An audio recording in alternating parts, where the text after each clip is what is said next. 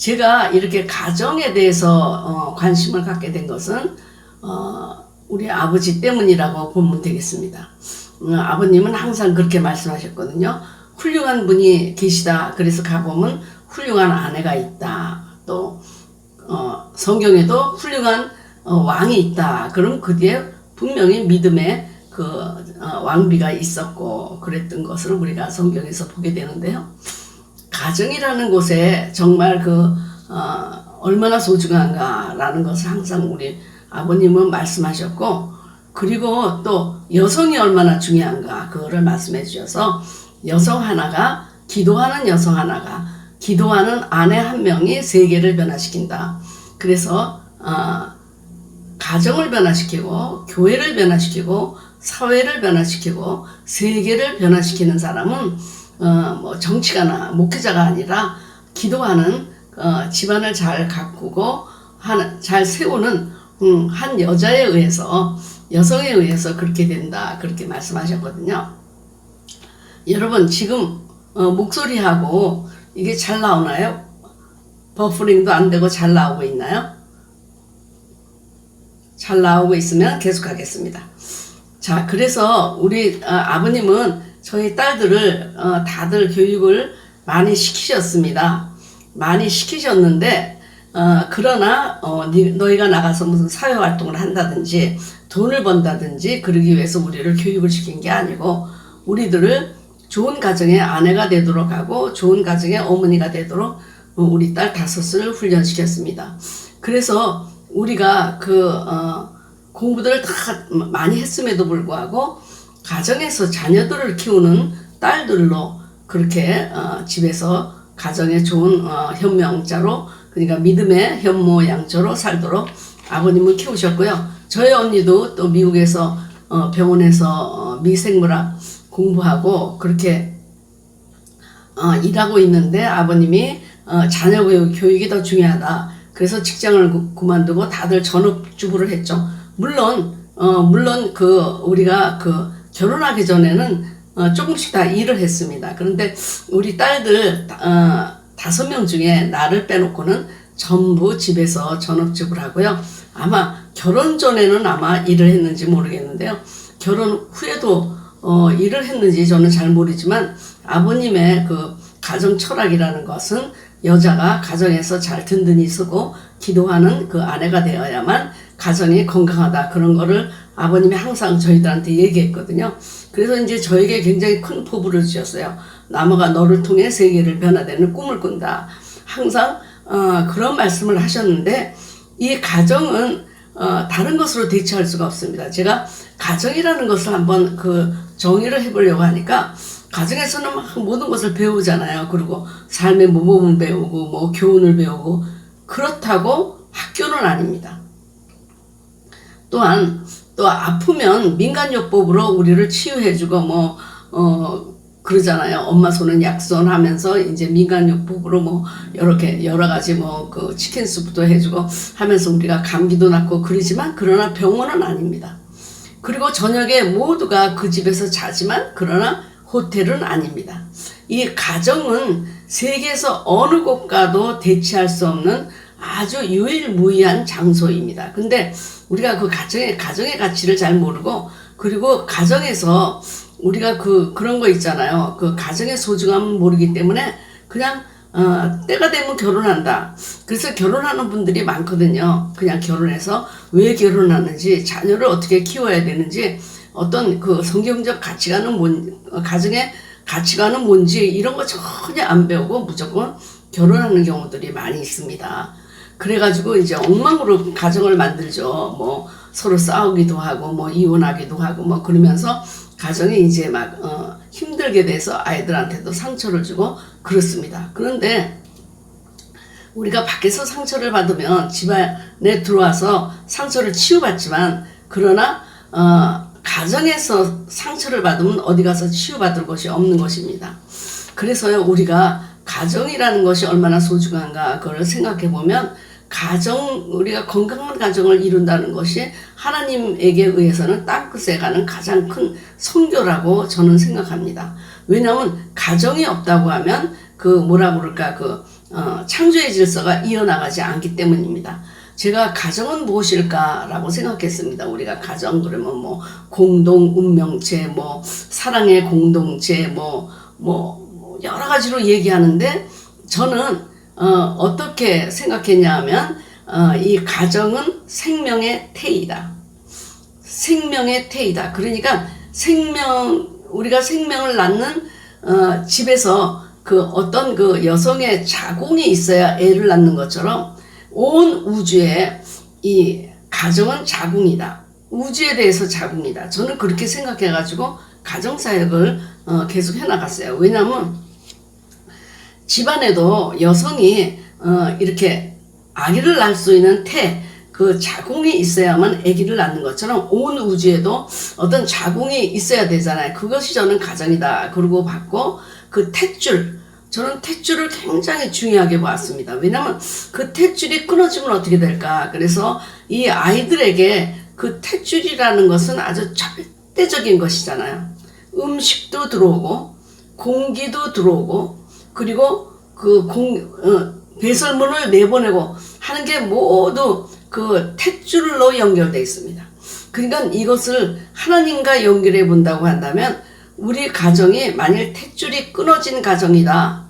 그럴 때는 우리는 숨도 못 쉬고 뭐 영양도 공급 못 받고 우리 가정은 말라 죽게 되어 있는 것입니다. 그래서 저는 가정의 그 탯줄을 굉장히 중요한 것처럼 그 예수님에게 연결된 이 생명의 탯줄, 이것이 우리 가정에 그 탯줄이 있어야만 우리 가정이 산다. 저는 그렇게 생각해요. 그래서 탯줄이 하나님과 연결되지 않은 그런 가정을 한번 생각해 보세요. 옛날에 어떤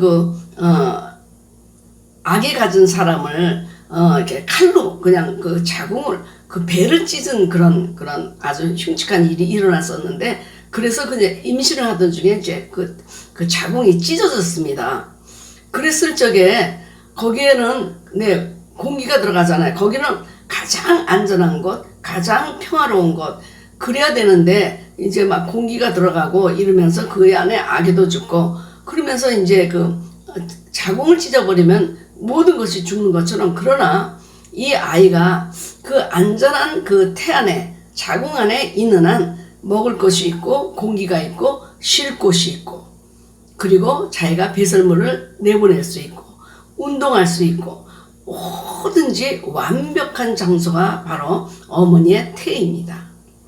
제가 이 가정이 이런 태와 같은 자궁과 같은 그 우주에 대해서 하나님이 우주에 대해서 그 자궁의 역할을 하라고 가정을 세워줬구나.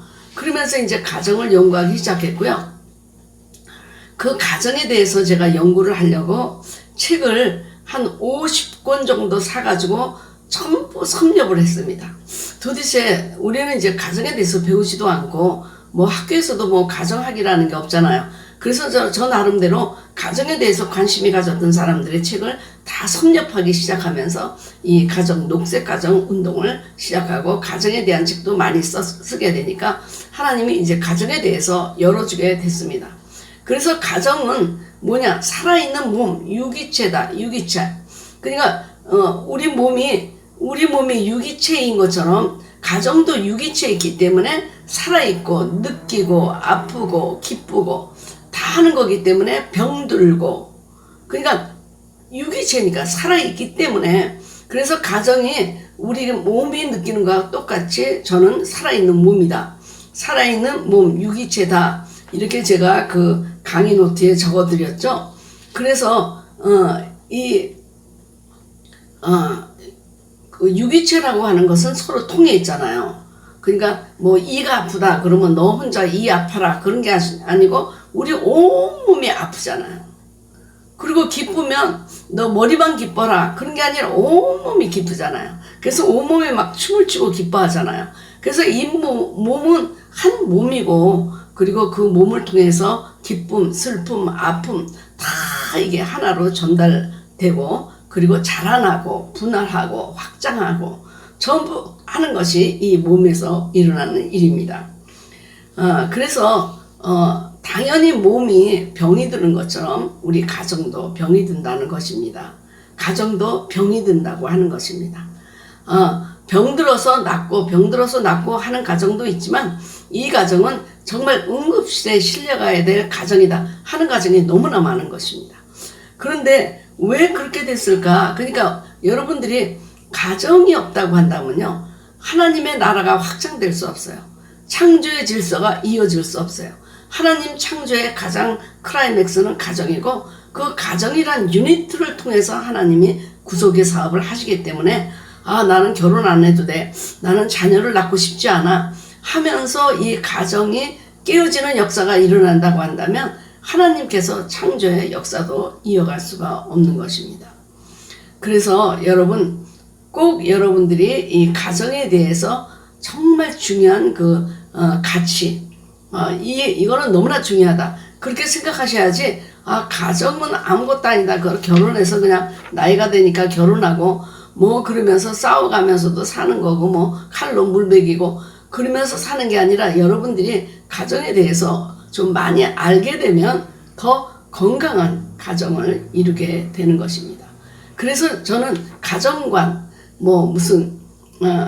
신학, 이런 학문을 굉장히 중요시 여깁니다. 제가 앞으로도 성령에 대해서 할 때도 신학적인 것도 다루고 실제적인 것도 다루고 여러 가지를 다룰 텐데요. 많은 분들이 그냥 성령님 하면 그냥 불 받기를 원해요. 불 받기를 원하는데, 여러분 한번 생각해 보세요.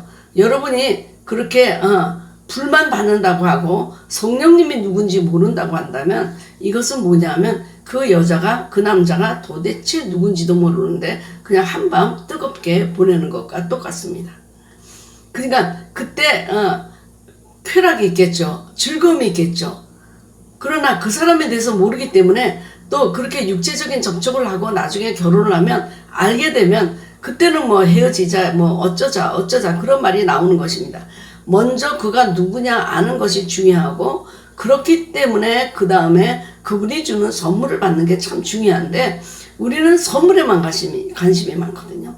선물을 받고 그분과 뜨거움을 체험하고, 여러분, 모든 남자와 여자가 뜨거움을 체험했다고 해서 좋은 부부가 되는 것이 아닙니다. 서로에 대해서 잘 알아야 돼요. 그래야지 그 다음에 뜨거움이 오는 것입니다. 그래서 뜨거움이 지속되는 것입니다. 우리는 잘못 알죠. 몸을 먼저 섞고 그 다음에 정신을 맞추고 영적인 걸 맞추려고 하지만, 그러나 우리는 그 그라운드 오브 비잉을 알고, 나의 비잉을 알고, 그 다음에 두잉을 알고, 그 순차적으로 알아갈 때 제대로 된 그 뜨거움이 계속되는 것입니다. 그래서 우리가 성령론 그러면은 여러분들이 불 받아라 그러고만 생각하는데, 실제적으로 그분이 누군지 알게 되면 불 받아라 안 해도 그냥 불이 막 타오르게 돼 있습니다. 그래서 저는 가정관, 가치관, 교육관, 국가관, 이런 관을 굉장히 중요시 여깁니다. 성령님의 그 성령으로 중요하고요. 그래서 엮이는 가정에 대해서 제가 이제 그렇게 나눠드렸는데, 중요한 것은 여러분들이 건강한 가정을 본 적이 없다는 거예요. 건강한 가정을 본 적이 없기 때문에 우리 가정이 이게 정상인가 보다 그렇게 생각하는 거예요. 그러니까 여러분, 건강한 가정이 이거다라는 걸 배운 적도 없고, 건강한 가정을 이루고 사는 사람도 본 적이 없고, 그러니까 그냥 막 사는 겁니다. 그러니까 이런 거예요. 비행기 운전수가 비행 하는 분이 전혀 비행에 대해서 어떻게 운전하는지도 모르고 그냥 무조건 하늘을 날아서 막 내려갔다 부딪힐 것 같이, 떨어질 것 같다 왔다 갔다 하면서 그러다 결국에 밑에 그냥 파괴돼서 떨어지는 경우, 그러나 떨어지지 않는 경우도 있죠. 다행히 떨어지지 않아서 그냥 여러분이 그냥 기본을 유지하고 있는 가정들이 많지만, 그러나 정식으로 비행 운전을 배우고 비행기가 날아가야 되겠죠. 그래야지만 안전한 비행이 되는 것처럼 여러분이 그 가정관, 건강한 가정관, 이거 굉장히 중요합니다. 자, 건강한 가정에 대해서 먼저 알아야 여러분들이 역기능이 뭐라는 걸 알게 되는데요. 제가 맨 뒤에 건강한 가정의 특징들을 가르쳐 드렸죠. 자, 역기능은 제가 그 동영상도 만들어 드렸고, 그래서 제가 지금 건강한 가정의 특징을 여러분에게 말씀드릴 거예요. 저는 가정에 참 가정이라는 거 잘 몰랐어요. 가정이 뭔가를 몰랐어요. 그리고 가정에 그렇게 많은 문제가 있는 것도 몰랐어요. 왜냐하면 우리는 목회자 가정이었기 때문에 그냥 다 이렇게 그냥 교회 가고 뭐 믿음을 살고 그러는 줄 알았는데 부흥회 다니면서 너무나 많이 깨어진 가정. 그러니까 이거는 드라마보다 더 드라마 같은 그 내용들이 너무나 많고 그렇게 이 가정에 세상의 가정이 너무너무 깨졌구나 그런 걸 많이 알았어요. 그리고 그렇게 깨졌는데도 그게 그냥 보통 가정생활인 줄 알고 살더라고요. 그러니까 가정이 어떤 것인지 성경적 가정이 어떤 것인지 또 그리고 건강하게 사는 사람들의 모범을 한 번도 본 적이 없는 거예요. 왜냐하면 우리는 역기능 가정 속에서 자랐기 때문에 그냥 역기능이 정상인 줄 알고 사는 것입니다. 근데 제가 역기능을 또 말씀을 드렸지만 역기능이 하나도 없다 하는 가정은 없어요. 조금씩은 다 있어요. 근데 제가 이제 제일 먼저 제가 접한 것이 이동원 목사님의 새생활 세미나입니다.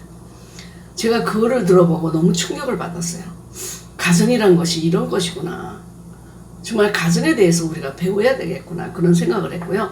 그 다음에 이제 양은순 선생님이라고 그 가정생활 세미나 많이 다니시는 분 계시죠. 지금 히스라는 그런 그 신학원을 하고 계시는데 그분하고 남편분이 이제 미국의 플러신학대학에 공부하러 오셔가지고 바로 우리 옆방에 그 기숙사에 들어가게 되셨어요. 그러면서 그분이 나를 보더니 이 목사는 가정 사역하면 딱 맞겠다고 그래요. 그래서 굉장히 불쾌했어요. 저는 막 몇천 명 놓고 부흥회를 해야 되는데 아니 한두 명 그 가정을 내가 케어하고 사역하라고 그래서 불쾌함을 느꼈거든요. 제가 그때는 솔직하게. 근데 가면 갈수록 이 가정이 바로 세워지지 않으면 아무것도 안 된다는 걸 깨달았어요. 그랬는데 저는 우리 자녀들에게 어떤 뭐 아들과 딸에게 어떤 철학을 갖고 가르친 건 아니에요. 그러나 이제 교회를 데리고 다니고 그러면서 좋은 또 썬데이 스쿨을 선생을 만나게 하고 뭐 목사님을 만나게 하고 그러는 가정 중에 이제 아이들의 믿음이 생기고 그리고 이제 뭐 크게 나빠지지 않고 제대로 건강한 생활을 했는데 그 중에 특히 우리 딸이 건강한 가정에 대한 관심이 그렇게 많은 거예요. 내가 결혼하는 이유, 우리들 2세, 3세들에게 건강한 가정이라는 것은 어떤 가정이다라는 것을 보여주고 싶다는 거예요. 그래서 이제 건강한 가정에 대한 그 아주 모델을 우리들한테 보여주기 시작했는데 그 모델이 어디서 나왔냐? 그 시집에서 나온 것입니다. 그러니까 시집에서 정말 그 건강한 가정생활을 이끌어가고 있었는데 그 시아버님은 주말에 아버지가 없는 그 자녀 홀 부모를 모신 그 자녀들을 불러다가 잘 먹여주고 그날 아버지 역할을 해주고 어머니 역할을 해주고 하는 그런 일들도 하시고 하여튼 여러 가지로 정말 이 믿음의 귀감이 되는 그런 베프티스트 처치의 장로님이셨습니다. 그래서 그분을 만나고 그 가정을 보면서 이렇구나 그런 걸 많이 느꼈어요. 그리고 가정의 전통을 굉장히 중요시 여겨서 갔더니 그 집에 갔더니 어느 침대에서 자라 그러는데 침대가 100년 된 침대예요. 여러분 100년 된 침대에서 자봤어요. 그래서 저는 거기서 잤는데 그것이 아주 대대로 손자부터 내려오는데 영국 청교도의 후예인데요. 그냥 대대로 내려온 침대래요. 그러니까 거기서 처음 자봤는데 저도 이제 우리 미국에서 침대를 지금 43년째 쓰고 있거든요. 그래서 이번에 바꾸려고 했더니 우리 아들이 와서 엄마 누나가 이 침대 가져간다고 그러는데 그래서 언제 그랬더니 어머니 아버지 돌아가시고 나면 이 침대를 가져간다고 그런데요. 그래서 왜 가져가냐 그랬더니 그거를 기념하고 하려고 자기네 가져가려고 지금 맘먹고 있대는데 지금 팔아버리면 그거를 우리가 43년 동안 사용한 이 침대를 자기네가 못 갔잖아요. 그래가지고 그것도 못 버리고 그냥 지금 또 사용하고 있어요. 미국에서 와서 산 게 지금까지 제가 우리 집에 모든 역사를 다 알고 있는 침대예요. 근데 우리 딸이 그런 생각을 하고 있는지 몰랐어요. 왜냐하면 자기네 집에는 100년 된 침대가 있었으니까 어머니가 43년 동안 쓴 침대를 내가 그거를 유산으로 받아야 되겠다. 그런 생각을 한 거예요. 저는 우리 딸이 그런 생각하는지 몰랐는데 근데 이제 이 건강한 가정의 특색을 알면 왜 우리 집이 잘못되고 왜 우리 집이 역기능인가, 이거를 아는 게 더 빠르다고 저는 생각합니다. 자, 집에는 영적 권위가 있어야 됩니다. 권위. 그러니까 어떤 법이 없고 권위만 있으면 안 돼요. 권위는 권위인데 어떤 권위냐? 바로 주님의 사랑과 그런 공의의 권위죠. 그러니까 주님이 인정해 주신 그런 지도자의 권위, 가정의 제사장적인 그 제사장이 갖고 있는 영적 권위가 집에 여러분이 있습니까? 그 권위가 여러분이 무조건 아이들에게 그냥 이거 해라 저거 해라 명령하는 권위입니까? 내가 아버지니까, 내가 남자니까 그러면서 그런 권위적인 집안입니까? 아니죠. 만일 그렇다고 한다면 그 집안은 아까 경직된 혼돈된 가정, 경직된 가정으로 하나의 엮이는 가정이 될 수가 있고 종교적 역기능의 가정이 될 수가 있습니다. 그러니까 주님을 믿는다고 하면서도 그것이 하나님의 사랑의 권위가 아니고 무조건 너는 이렇게 해야 된다라고 권위를 부리게 되면 온 집안이 문제가 된다는 것입니다. 그러니까 권위는 권위인데 어디서 주는 권위냐? 하나님께서 우리에게 영적 제사장으로 준 권위. 그 권위는 뭡니까? 사랑으로 눈물로 기도하고 하나님께 모든 문제를 들고 가는 제사장 아닙니까? 그런 사람의 권위가 있는가? 네. 우리가 무조건 내가 목사니까, 내가 뭐 남자니까, 내가 부모니까 하고 다른 사람들을 무시하고 그냥 막무가내로 이끌어가는 컨트롤하는 그런 권위가 아니고 하나님이 주신 신적 권위를 그 자기가 잘 사용하고 있는가를 물어봐야 되겠고요. 그리고 우리가 가정에 대한 어떤 꿈이 있습니까? 비전. 여러분이 가정에 대한 어떤 비전이 있는지 모르겠습니다. 우리 가정은, 나는 가정을 이렇게 가졌을 때 이런 비전을 갖고 간다. 저희 딸은 선교의 비전을 갖고 이제 결혼하게 되었습니다. 그래서 결혼하기 전에 기도 제목도 선교의 스피릿이 있는 남자와 결혼하게 해달라고 그랬고요. 결혼해서 둘이 하나가 돼서 선교를 하겠다. 그런 생각으로 결혼을 했습니다. 그들의 꿈은 선교가 꿈이에요. 함께 선교지에 나가서 선교를 한다. 그런 꿈으로 맺어진 가정입니다. 자, 여러분의 가정은 역할 분담이 잘 되고 있습니까? 남자가 아닌 남편으로서, 여자가 아닌 아내로서, 그리고 영적인 부모로서 하늘에서 여러분은 파송한 선교사로서의 그런 어떤 롤 역할, 그리고 남자는 이 가정의 머리로서 제사장의 역할을 한다든지. 그러니까 이 머리라고 하는 말은 그 근본 말이 셈이라는 뜻입니다. 셈. 그러니까 머리 그러면 높이 있기 때문에 남자가 더 높다 그러면 안 돼요. 왜냐하면 머리는 몸이 없으면 존재하지 않습니다.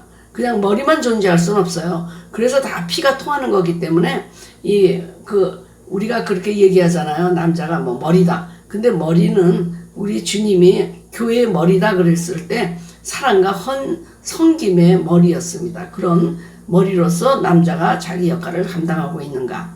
또 아내는 돕는 자로서 돕는 배필로서 생명의 은혜의 유업을 함께 나갈, 그래서 단순히 여자가 아닌 그 아내의 역할을 감당하고 있는가. 그래서 남자 여자가 주 안에서 성경학교에서 다시 태어나서 남편과 아내로서 성숙하게 만나고 있는 가정인가, 이것을 봐야 됩니다.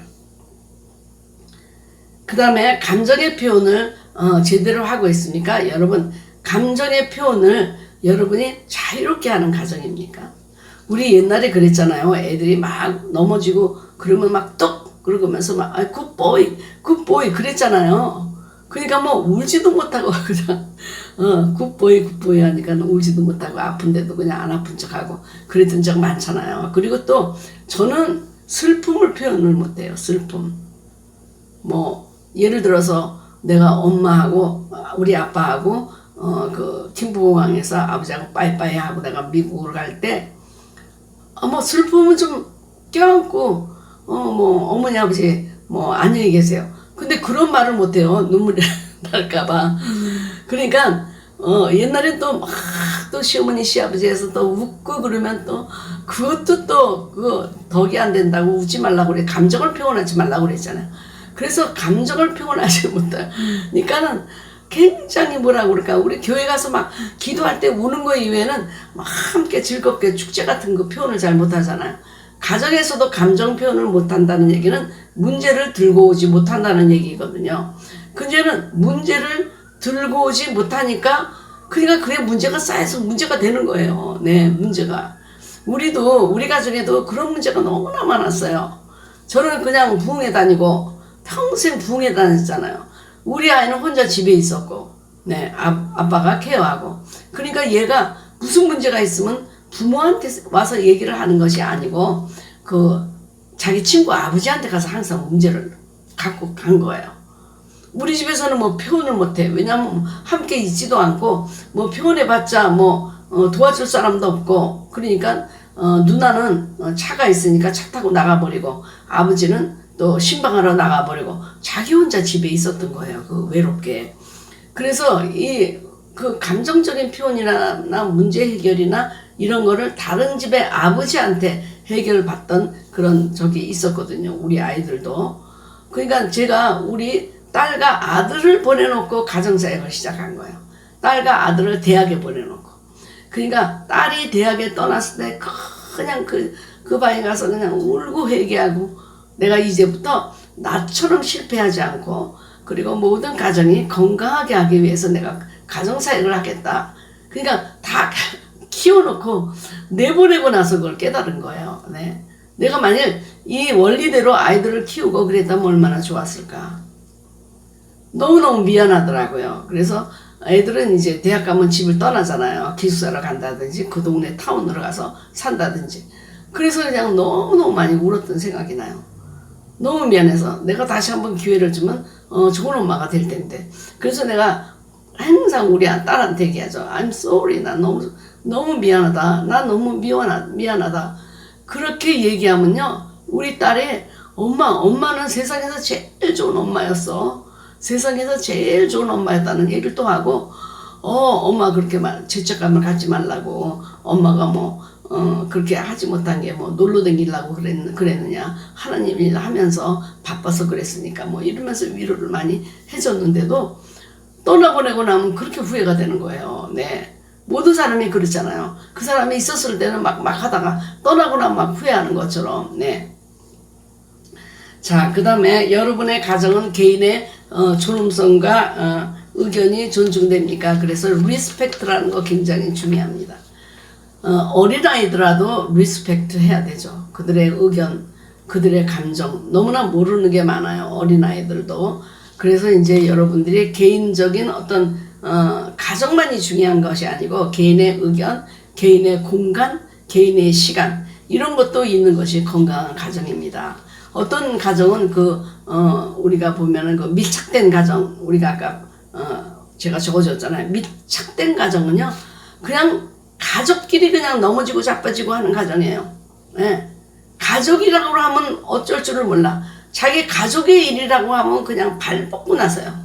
그러나 다른 사람들에게서는 굉장히 이기적이에요. 네. 그래서 그들에게는 가족은 있지만 개인은 없어요. 그래서 여러분, 가족의 가치도 있고 여러분 개인도 있는 거 참 중요하잖아요. 네, 우리는 이 목사님과 제가 아주 너무나 달라도 달라요. 그러니까 우리 목사님은 나가는 은사, 나는 집에 있는 은사. 그 은사가 달라요. 네. 그래서 사실 우리 목사님이 밖에 나가서 뭘 하는지 잘 몰라요. 저도. 그리고 우리 목사님도 내가 집에서 뭘 하는지 잘 몰라요. 그런데 서로 나가는 시간에, 내가 집에 있는 시간에 개인적인 시간을 갖습니다.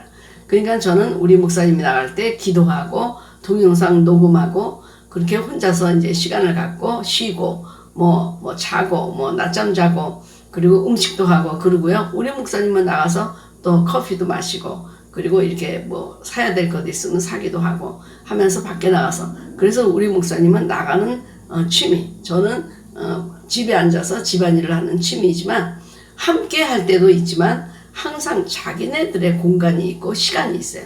거기에 대해서는 우리가 타치하지 않죠. 네. 항상 같이 있는 부부잖아요. 우리가 24시간. 그럼에도 불구하고 개인적인 취향이나 개인적인 취미나 이런 모든 것을 뒤에서 서포트 해줘가지고 그들이 잘할 수 있도록 해주는 것이 건강한 가정입니다. 여러분의 가정은 얼마나 개방적입니까? 그랬는데요. 여러분 가정에 오픈니스가 있습니까?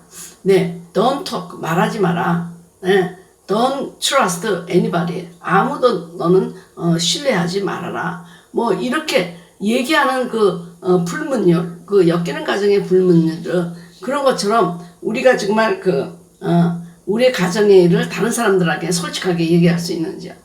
저는 우리 목사님이 항상 그렇게 얘기했어요. 당신 너무 솔직해서 걱정이다. 좀 집안의 일을 감출 것은 감춰라.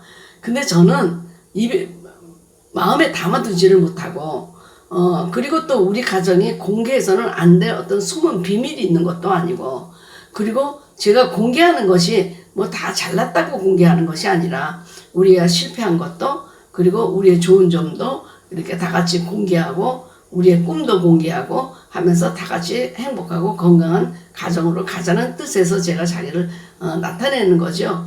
내가 뭐 막 자랑하기 위해서 그런 것은 아니거든요. 그래서 제가 목회할 때도 우리 목사님은 항상 사회적 거리라고 얘기하지만 이건 목회자적 거리. 목사와 평신도 사이에는 거리가 있어야 된다. 그들이 아무리 지금 친밀해도 여전히 그는 평신도, 여전히 우리는 목회자다. 그러니까 거기에 거리가 있어야 된다. 우리가 이제 사회적 거리 요새 하잖아요. 소셜 디스턴스. 근데 그때는 목회자적인 권위가 있어야 되기 때문에 그렇게 하면 함부로 목사에게 잘못할 수 있으니까. 그런데 저는 항상 교인들 속에 들어가서 나를 다 표현했거든요. 오픈니스가 어떤 면에서는 굉장히 그 가정의 문제들을 다른데 알리는데 문제가 있긴 하지만, 그러나 폐쇄됐을 땐 더 문제가 많죠. 그러니까 너희 가정 문제 있니? 그러면 그 안에 정말 큰 문제가 있어서 I'm okay, we are okay 얘기하는 게 지금 역기능의 가정입니다. 그런데 진짜로 목회하고 나서 이제 문제가 생겼습니다. 우리 아들이 나를 닮아가지고 우리 집안에 있는 얘기를 다 교인들한테 가서 하는 거예요. 뭐 엄마가 엄마가 고모들한테서 옷을 몇 벌 받았다. 뭐 우리가 이제 고모들이 헐리우드에서 옷 장사를 하거든요. 그러니까 이제 좋은 옷들을 많이 주는 거예요. 비싼 옷이지만 우리가 사 입을 수 없는 옷들을 그렇게 사보내요. 사서 이제 왜냐면 이제 그것도 또 안 하면 재고가 쌓이니까. 그래서 우리 목사님은 막 바지가 몇백 벌이 된 적이 있어요. 그게 뭐 사서 그러니 절대로 산 거 아니에요. 근데 이제 바지를 그렇게 주면 우리 애가 가서 이제 장로님 아들한테 가서 누가 뭐 우리 아버지에게 바지를 몇십 벌을 줬다 그렇게 얘기하는 거예요. 아니 그렇게 되면 얼마나 우리가 곤란합니까? 그러니까 그때서 don't talk. 너는 교인들에게 제발 우리 가정의 얘기를 소상히 가서 하지 말아라. 예. 그렇게 얘기를 하다 보니까요 시험에 들어요. 이 교인들이. 네.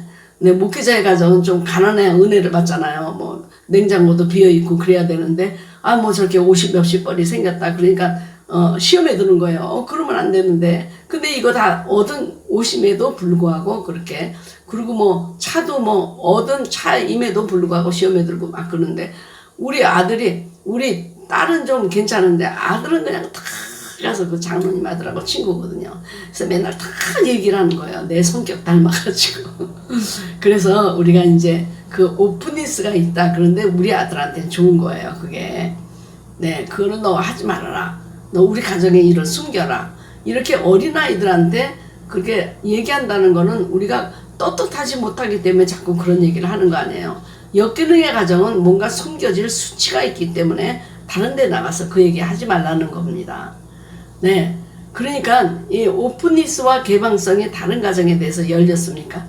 다른 가정을 초청하기도 하고 다른 가정에게 여러분 찾아가기도 합니까? 정말 사회성이 없는 가정이 있어요. 네. 사회성이 없는 학생도 있어요. 제가 학생들을 많이 가르쳐 봤지만 사회성이 없는 아이가 있어요. 그 아이가 한 번은 버클리 대학에 장학금을 받고 떠났습니다. 그러니까 버클리 가려면 여기서 뭐 1시간 정도 비행기를 타고 가야 되잖아요. 근데 거기 가가지고 주말마다 비행기를 타고 오는 거예요. 집에 다시. 그래서 왜 집에 오느냐? 주말에 학교에 있지. 그러니까 주말에 학생들과 어울릴 수가 없는 불편함 때문에 집에 온다는 거예요. 걔는. 그래서 계속 집에 오고 친구가 한 명도 없어요. 할머니가 키웠는데 친구가 한 명도 없어요. 네. 그런 사람들이 만일 결혼해서 한다 그러면 이런 폐쇄적인 가정이 될 텐데, 여러분은 이런 오픈니스가 있으니까 손님들을 잘 초대하고 또 초대받아 가고 어떤 이웃들과의 펠로우십이 열려져 있는지 모르겠습니다. 그리고 여러분 가정은 신뢰의 분위기가 있는지 모르겠습니다. 신뢰, 약속에 대한 신뢰, 말에 대한 신뢰, 그리고 이 가정경제를 책임지는 그런 신뢰, 이런 신뢰들, 자기가 맡은 바 일에 대해서 신뢰하고 말한 거에 대해서 우리가 신뢰할 수 있는지. 자, 그리고 또 건강한 가정의 특별한 이 문제는 뭐냐면, 무슨 문제가 생겼을 때 함께 푼다고 하는 것이죠. 여러분, 어떤 문제가 생겼을 때 가족에게 들고 나오는 가정, 이 가정은 건강한 가정입니다. 그리고 문제를 들고 나왔을 때 함께 이걸 해결하자 하는 가정도 굉장히 건강한 가정입니다. 여러분, 문제 없는 가정 없습니다. 문제를 해결해 나가는데 여기에 초점을 둬야지, 나 문제 없이 살겠다 그러면 여러분 무덤에 가야 됩니다. 가정에서 어떻게 문제가 없습니까? 그리고 또 우리 이 목사님과 제가 문화가 다르게 성장했는데 왜 부딪히지 않겠어요? 분명히 문제가 있습니다. 그럼에도 불구하고 이 문제를 차근차근 함께 풀어나가는 가정입니까? 함께? 그러니까 한 사람만 막 독선을 하면서 막 자기 멋대로 나가고 그런 게 아니라 우리가 함께 이 문제를 풀자 하고 협력하는 그런 가정인지 모르겠습니다. 그게 건강한 가정입니다. 그리고 이제 그 마지막으로 우리가 중요한 것은 가족이 그 가정의 그 가치를 얼마나 두고 있는가, 가족의 가치를 얼마나 두고 있는가, 제너레이션 바이 제너레이션, 세대를 내려가면서 얼마나 이것이 잘 그 이어지고 있는가. 네, 저는 우리 아이들에게, 그러니까 손녀딸이 4명이잖아요. 손녀가 4명이야.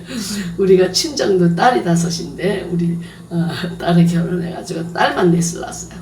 그런데 사실 제너레이션 갭도 있고 랭귀지 갭, 그 언어의 격도 있고, 그리고 제너레이션 갭도 있고, 그리고 문화적인 차이도 있어요. 우리 소녀들하고 만나면 문화가 전혀 달라요. 걔네들하고. 그리고 언어도 다르고, 그리고 뭐 세대 차이가 오는 거기 많이 있는데, 그래서 저는 그들과 소통하기 위해서 저거를 많이 하죠. 요리 강습을. 그러니까 한국적인 음식을 굉장히 좋아해요. 한국 음식을 냠냠하고 너무 좋아해요. 그래서 그 한국 음식을 가르쳐주면서 거기에 묻어있는 철학을 얘기해주고, 한국적인 왜 이렇게 음식을 이렇게 먹는가 하는 그 철학을, 백그라운드를 가르쳐주면서 서로 소통하면, 그렇게 뭐 영어를 잘하지 않아도 그냥 그거 만들면서 소통이 되는 것입니다. 그러니까 소통이 되도록 하면 우리의 가치관을 넘겨줄 수 있는 그런 가정인가. 여러분들, 우리가 이제 건강한 가정을 제가 말씀드렸습니다. 건강한 가정을 여러분이 들으면서 보니까 우리 가정은 이렇지 못하다 그런 부분이 있었는지 모르겠습니다. 저도 처음부터 이런 가정을 이룬 것은 아닙니다. 그러나 열심히 책을 보면서 공부하면서, 거기 가정에 대해서 공부하면서, 기도하면서 나름대로 이제 가정을 이루어 가게 됐고, 자녀들이 감사하게도 제가 집에 많이 없었음에도 불구하고 자녀들이 건강하게 잘 자라줘서 지금도 건강한 가정을 이루고 있다는 것이 너무나 감사하고요. 그리고 또 그 아이들이 미국에서 삐뚤어질 그 확률이 굉장히 많았어요. 네, 여자들은 또 그 성의 문제가 또 있었고, 그리고 남자들은 그 갱단에 가입하는 이런 일들이 많았는데, 그리고 마약 먹고 그런 일들 많잖아요. 그렇지만 얘네들이 그 교회에서 배운 그 가치관대로 굉장히 순결하게 그렇게 또 하나님을 사랑하고 이웃을 사랑하고 살아갈 수 있다는 게 하루아침에 된 것은 아니지만, 그러나 배우면 된다, 저는 그렇게 생각합니다. 지금도 여러분들이 이런 그 가정관에 대해서 가치를 얼마나 두고 가정이 제일 중요하다라고 생각하는 거 여러분 그거 배워야 됩니다. 저는 목회할 때 그 사춘기에 있는 부모들은 신방을 안 데리고 갔어요. 그네들은 그냥 집에 있으라고 그랬어요. 아이들과 집에 있으라고. 그러니까 사춘기가 있는 애들을 부모를 막 끌어다가 신방을 하러 다니면 걔네들은 어떻게 되겠습니까? 네. 제가 고등학교 다닐 때 세계적으로 그러니까 우리나라에서 아주 유명했던 그 스케이터가 있었어요. 그 스케이터를 어떻게 제가 붕에 갔는데 거기에 스케이터가 저기 집사님으로 계시더라고요. 그래서 제가 그 집사님을 보니까 그 집사님이 월화수목을 제자훈련을 나간다고 그러더라고요. 제자훈련. 네. 1대1 양육을 월화수목을 나간대요. 그러니까 목사님보다 더 바빠 이 언니가. 그래서 이제 제가 부흥회 하는 중에 그분이 꿈을 꿨대요. 꿈을 꿨는데 제가 오기도 전에 꿈을 꿨는데 한 번 와서 안수해주고 2번 와서 내가 안수를 해줬대요. 그래서 이상하다 그러면서 목사님 안수 좀 집에 와서 기도 좀 하고 안수 좀 해주세요. 그래서 이제 부흥회 기간 중에 그 집에 갔거든요. 그랬더니 정말 난 이런 집을 처음 봤어요. 부엌이 3층이야. 네. 도마 위에 냄비 있고 냄비 위에 뭐 있고 다 하여튼 어디서부터 뭘 해야 될지 모르는데 이분이 거기에서 된장국을 끓여오더라고요. 그래서 거기서 밥을 먹었어요. 그런데 이제 끝나고 가는데 그래서 한 번 안수를 해줬는데 끝나고 갔는데 가서 보니까 비행기가 오늘 못 뜬다. 연기됐다.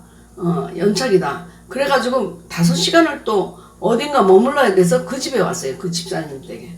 그래서 집사님 댁에 와서 또 한 번 안수해서 진짜 2번의 안수가 그 꿈대로 됐죠. 그런데 이 언니가 하는 얘기가 뭐냐면 매일매일 선생님한테 자기가 불려간다는 겁니다. 애가 문제라고. 그래서 제가 그랬습니다. 아니 애는 내버려두고 부엌도 집안도 온통 이렇게 지저분하게 해놓고 네, 살림도 안 하고 일주일에 4번 영혼을 구한다고 다니면 당신 집이 어떻게 되냐. 저는 집이 먼저라고 하는 거. 집이 먼저다. 가정이 먼저다. 그리고 교회다. 그래서 저는 미리 이 가정이 그 청소년이 있고 문제가 있고 그러면 그 부모가 아무리 열심히 기도하고 금식하는 부모라고 할지라도 신방이나 이런 교회에 참여를 안 시켰어요. 정말 그때는 그 부모하고 같이 있는 게 중요하잖아요. 네. 큰일 난다고 그러면서 정말 큰일 나게 생겼다. 당신 아들을 영적으로나 모든 사회적으로 잊어버리면 그러면 당신이 지금 매번 다닌 이 선교라는 게 도대체 뭐냐. 영혼 구원이 뭐가 하나님이 기뻐하시겠냐. 그러면서 제가 집에 좀 들어 앉아 있어라. 당신이 일주일에 2번 나가도 목사님보다 더 바쁘다. 예. 목사님보다 더 바쁘다. 그래가지고 이제 집에 들어 앉았고요. 참 재밌는 건 제가 2번 안수한다고 그러고 했는데 2번 안수했죠. 그 꿈이 참 예지적인 꿈입니다. 자, 그래서 혼돈된 가정 제가 얘기해 줬고요. 혼돈된 가정하고 그 다음에 경직된 가정이 있다고 그랬죠.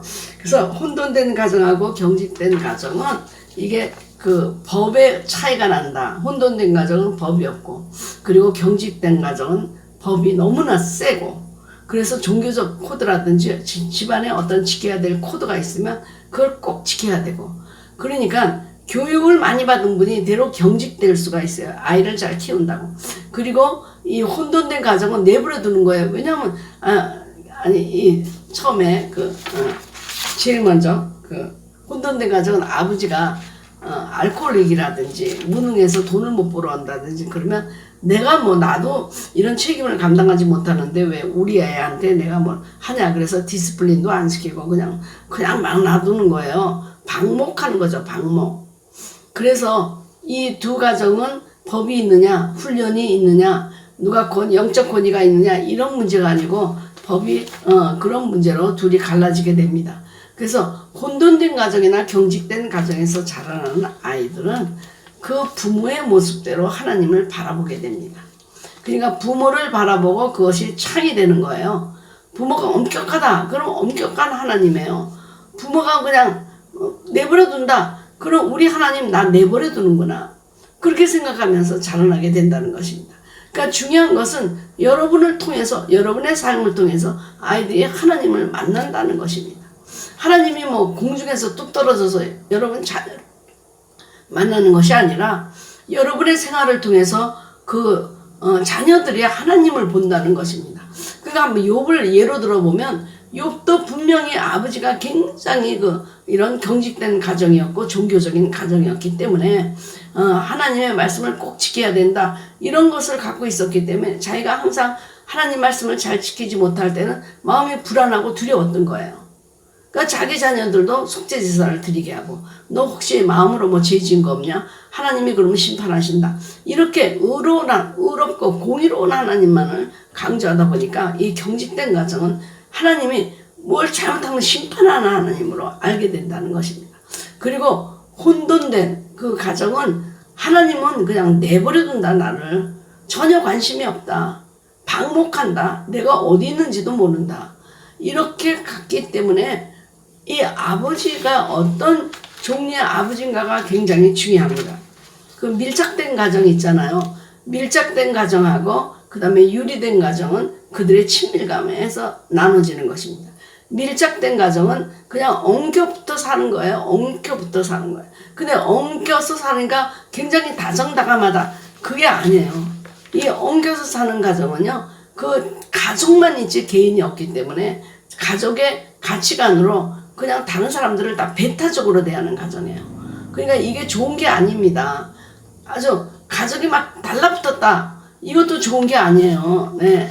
가족만이 알고 다른 사람이 들어올 때는 받아들이지 못해요. 여러분 이런 밀착된 가정에서 자라난 사람들이 교회 가서 엮이는을 만들면 어떻게 되겠어요?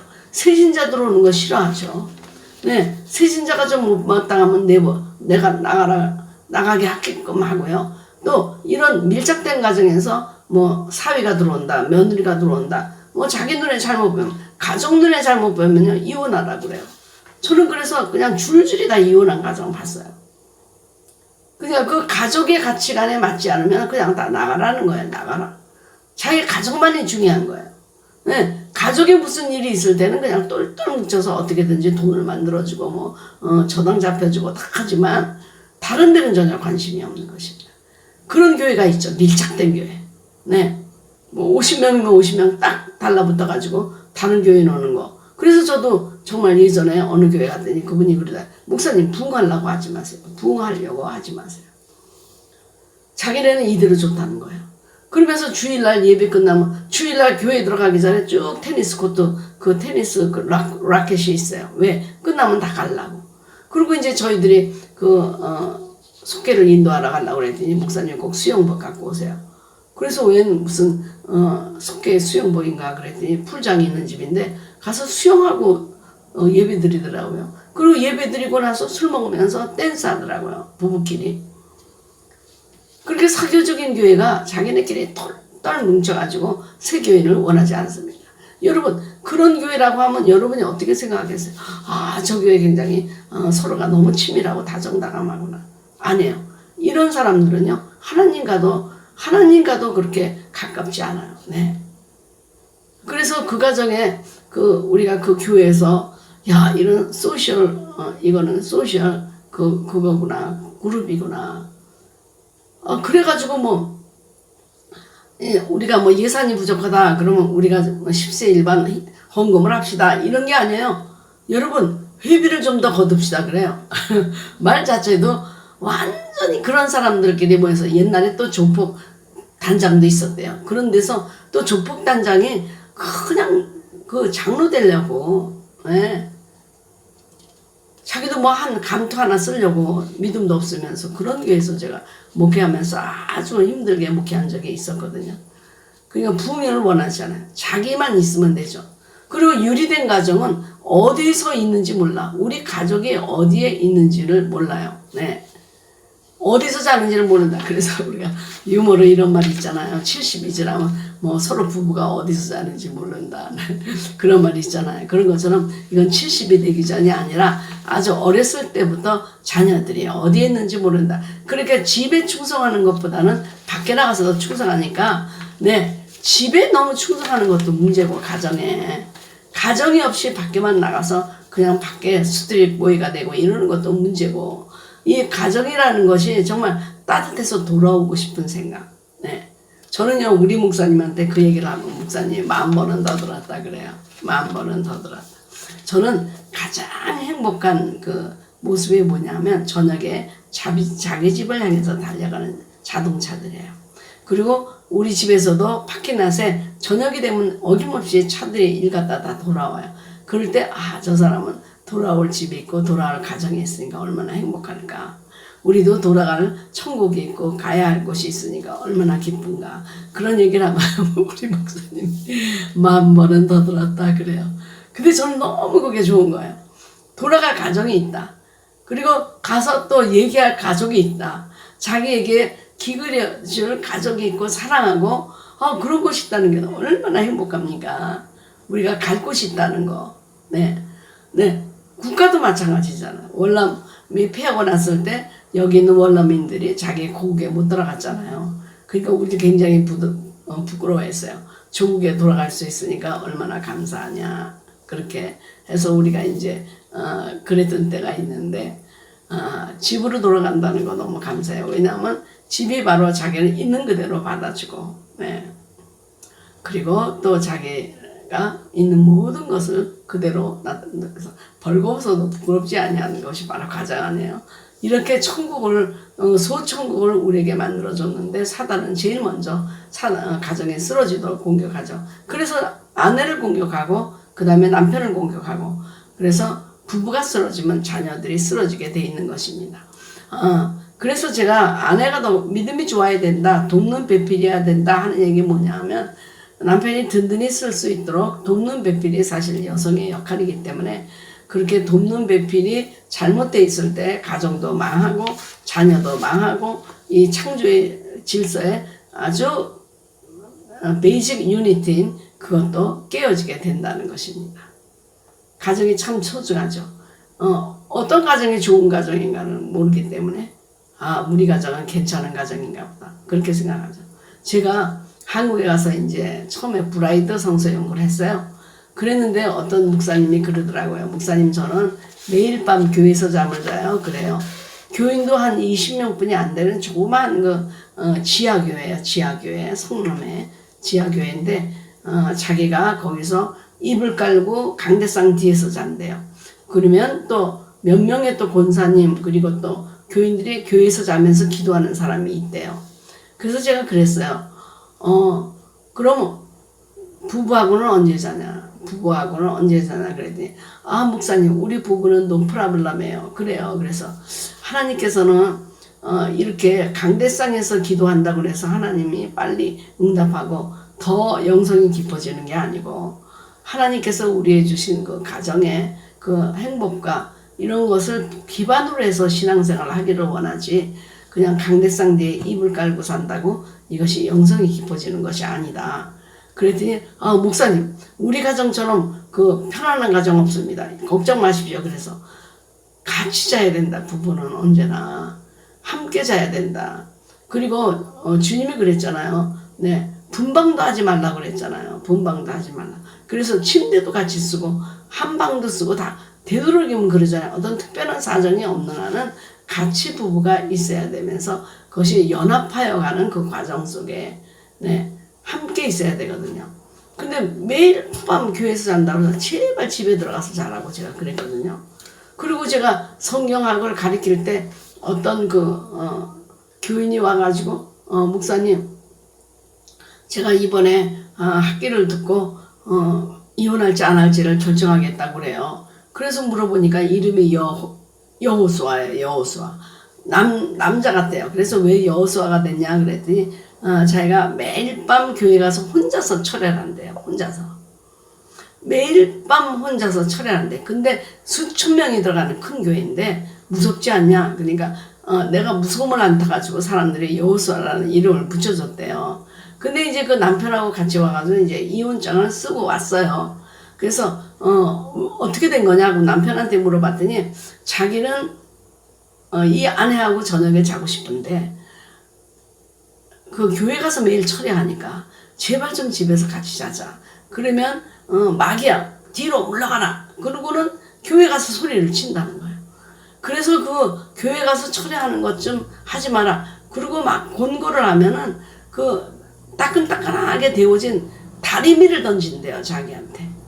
그래서 다리미가 세 개를 세 개가 깨졌대요. 그래서 이 사람은 나는 이렇게 신앙생활하는 사람은 같이 살 수가 없다. 나는 소박하고 평범한 생활을 원하는 거지. 이렇게 24시간 교회 가서 철회하는 사람 나는 싫다. 그래가지고 이제 강의를 듣고 건강한 가정 원리를 듣고 이 사람들이 이제 결혼 그 이혼장에 도장을 안 찍기로 했던 일도 있었습니다. 사실 그 가정의 어려운 것들은 제가 너무나 많이 들어가지고 그런 얘기를 여러분과 다 나눌 수는 없죠. 그렇지만 조금이라도 우리가 가정에 대해서 배우고 거기에 대해서 우리가 관심을 가진다면 우리 가정이 훨씬 좋아지리라고 저는 생각하고요. 가정이 좋아져야 교회가 좋아지고 교회가 좋아져야 사회가 좋아지고 사회가 좋아져야 국가가 좋아진다. 저는 그렇게 생각하기 때문에 가정이 창조 하나님 나라의 가장 기본적인 베이직 유니트다. 이거가 파괴되면 그 다음에 도미노 현상으로 세계가 무너지는 것은 한순간에 무너진다. 저는 그렇게 믿고 있습니다. 네. 여러분 이렇게 참여해 줘서 너무나 감사하고요. 여러분들이 혹시 질문이 있으면 지금부터 또 채팅을 하셔도 됩니다.